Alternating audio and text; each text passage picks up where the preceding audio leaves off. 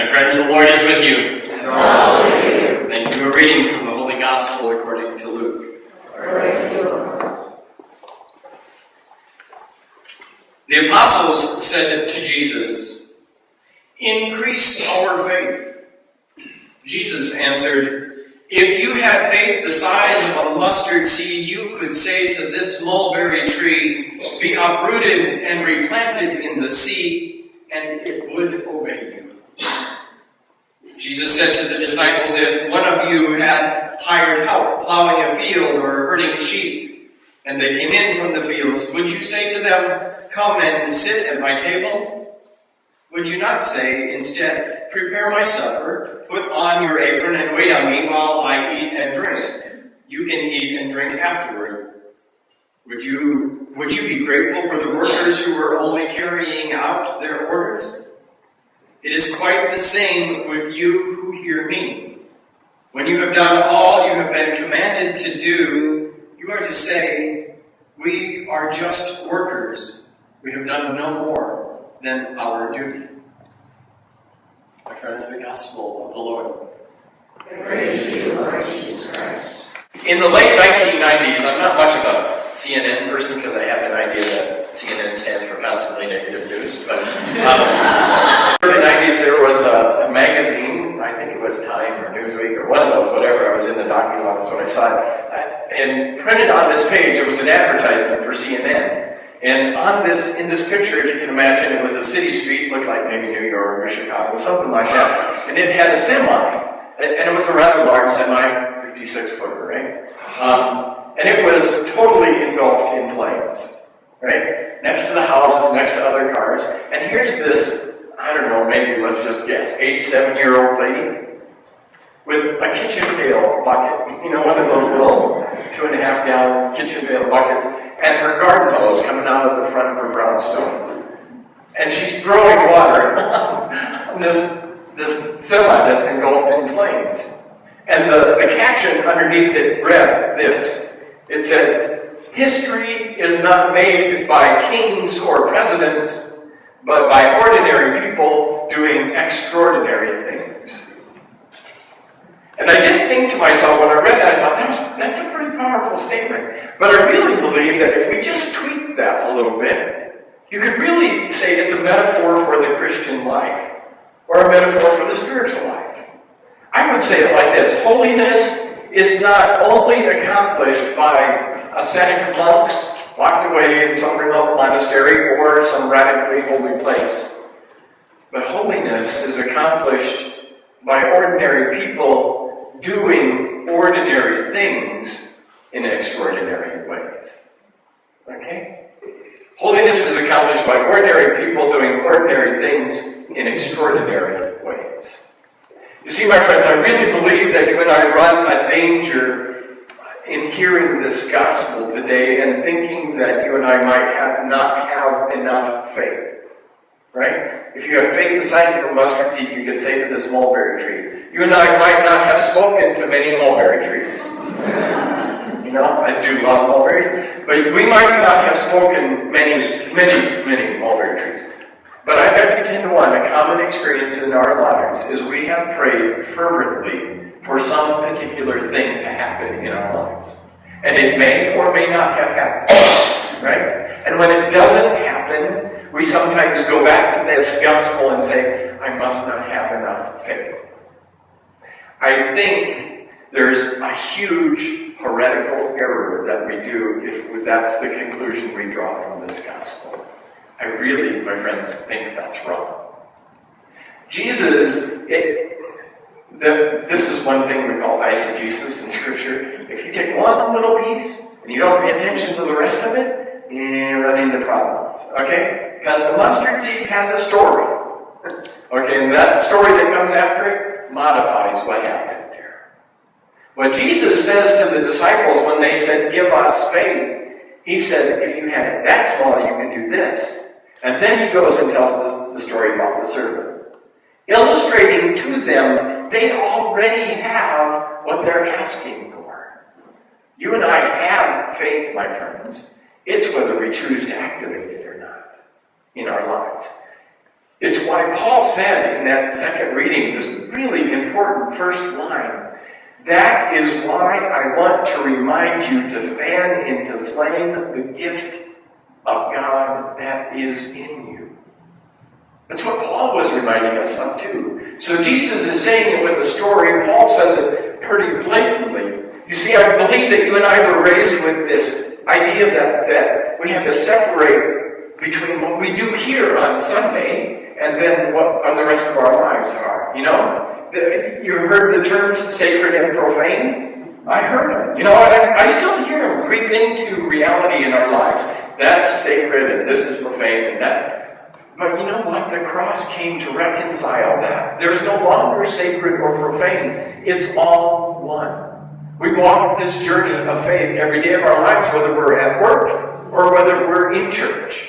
Whether we're walking in these halls or walking the halls of our office or the halls of our home or wherever or whatever we are in our lives. It makes no difference. Walking down the halls of an airport or walking down the halls of an office. The 16th century St. Francis de Sales, who I almost wish, and I almost thought when Francis was named as Pope, and he took that name Francis, I thought, I wonder if he's going to go with the Sales, but he went with the Assisi. Too bad. I mean, I like St. Francis of Assisi, don't get me wrong, but I was really hoping for de Sales because he's not that popular, but the dude had it. Okay? In the 16th century, he got it.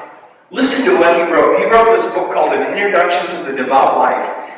16th century, realized, we're in the Middle Ages, and this is what he wrote. It is not merely an error, but it is in fact a heresy. Woof, pretty strong words. It's not merely an error, but it is a heresy to believe that a devout life of holiness is necessarily banished from the soldier's camp, the merchant's shop, the princess's court, or the domestic hearth. So to think that holiness resides somewhere out there, rather than right here in our midst, St. Francis de Sales says, is a heresy. My friends, Jesus pointed that out. We don't need more faith. We simply need to realize the gift of faith that we've already been given. There was I'm going to take a little sidebar. There was a wonderful infomercial that we were watching. Kevin, the girls and I, the other day, they decided, would Americans buy anything that you wanted to try to sell them? So they went to the streets of New York City, they set up this beautiful little fancy kiosk in the middle of the street, and they sold sunglasses. Now get this, they sold sunglasses that were blue blockers, right? Like $3, cost them $3 for these sunglasses. And they advertised them as 3D sunglasses. And they convinced people that if you put these sunglasses on, you could see in 3D. Well, you and I know that if you block blue light, it just gives you a sharper definition, right? But you and I see in 3D already. You can't buy sunglasses to see 3D, okay? And they asked them, what would you pay for? Oh, 60, 70, 110. It's like, oh my God, this is crazy. I'm going to go to New York. For $3 pair of glasses. This is a great markup. For seeing in 3D. I really believe, and there's a reason I say that, I really believe that what this gospel does, that was really bad English, I really believe what this gospel does is invite you and I to see in 4D. Because every experience in our life, we only see in 3D. You see this hymnal, right? And if you're at the really right angle, if I hold it at just the right angle, you can see the front and the top and the side. Maybe this side too, if you're really good. But you can't see this, can you? You can't see the back side. There's always a dimension of our lives that we can't see. And I believe that's precisely what Jesus was inviting us to do. To look at the fourth dimension, to go behind or underneath or beyond or inside the experiences of our lives to find out where God is in the midst of that.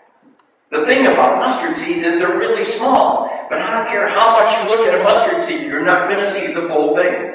You can't do that. It's not possible for us just from one dimension. You've got to look at the whole thing.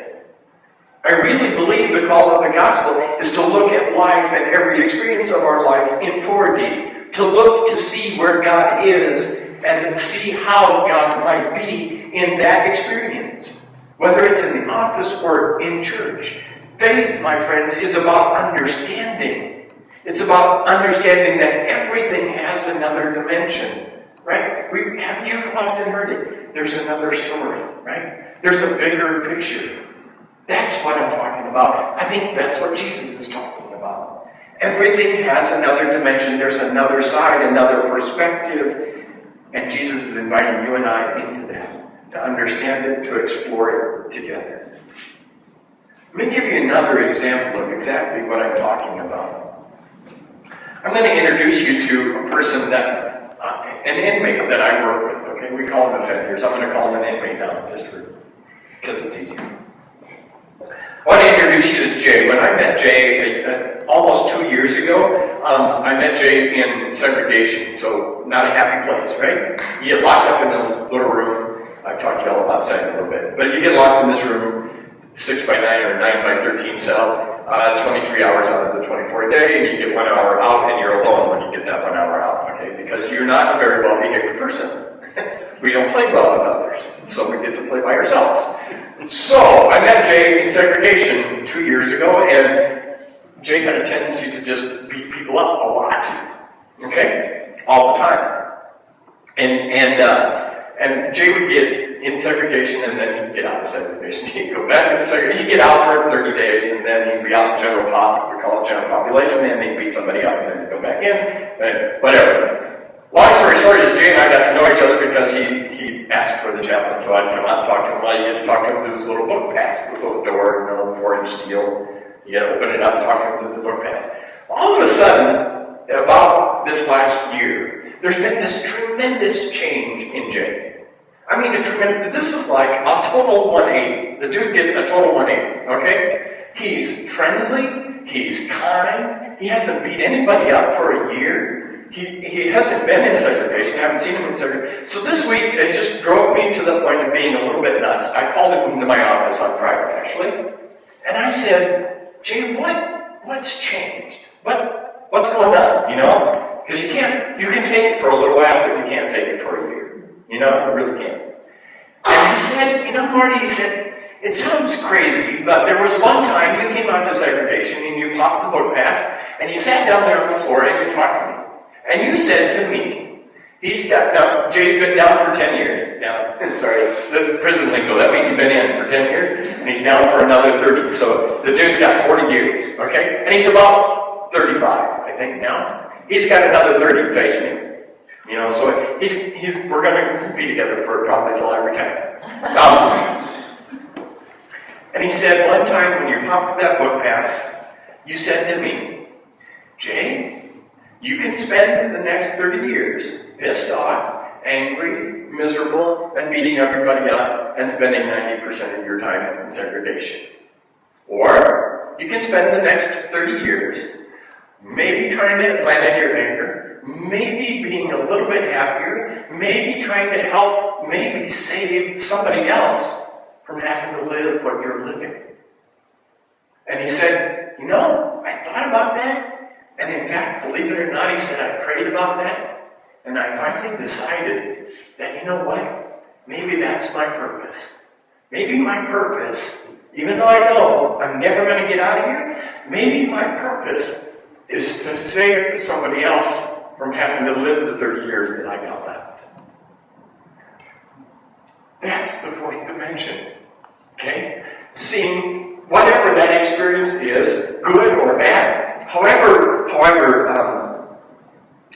uplifting it is, or even however depressing it is, and to say, man, there's got to be another way to look at this. That's the fourth dimension that I think Jesus invites us into, and I believe that's exactly what Paul tries to remind us of. Remember, he said, this is why I want to remind you to fan into flame the gift that is in each and every one of you. That's what Paul said. My question is this. Knowing that we see in 3 dimensions, but God invites us into seeing forward. I wonder which one the world's going to see from us this week.